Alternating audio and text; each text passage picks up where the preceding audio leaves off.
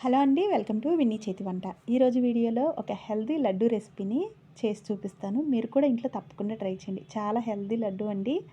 అలాగే నోట్లో వేసుకుంటే వెన్నలాగా కరిగిపోతుంది. మరి ముందుగా దీనికోసం స్టవ్ వెలిగించి ప్యాన్ పెట్టుకుని 1 కప్పు జొన్న రవ్వని వేసుకోవాలి. ఈ జొన్న రవ్వని చక్కగా మంచి వాసన వచ్చే వరకు నిదానంగా లో ఫ్లేమ్లో పెట్టుకుని వేపేసుకోవాలి. ఇప్పుడు స్టవ్ ఆఫ్ చేసేసుకుని దీన్ని చల్లారే వరకు పక్కన పెట్టుకోండి. ఇప్పుడు స్టవ్ మీద మరొక గిన్నెని పెట్టుకుని 1 కప్పు జొన్న రవ్వకి 2 కప్పులు బెల్లం, 2 కప్పులు నీళ్లు పోసి పంచదారని కరిగించుకోవాలి.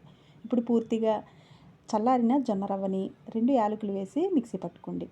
ఇప్పుడు స్టవ్ మీద మరో ప్యాన్ పెట్టుకుని కరిగించిన బెల్లం నీళ్ళు, అలాగే 1 కప్పు పచ్చి కొబ్బరి తురుముని, అలాగే ముందుగా పొడి చేసి పెట్టుకున్న జొన్న పిండిని కూడా వేసేసుకోండి.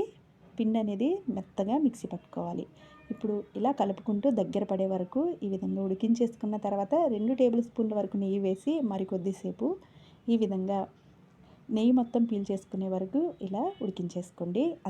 తర్వాత స్టవ్ ఆఫ్ చేసేసుకుని పూర్తిగా చల్లారిన తర్వాత ఇలా ఉండలుగా చేసేసుకుని తింటే చాలా రుచిగా ఉంటుంది. అలాగే హెల్తీగా కూడా ఉంటారు. అంతేనండి, ఈ రెసిపీని మీరు కూడా ట్రై చేయండి.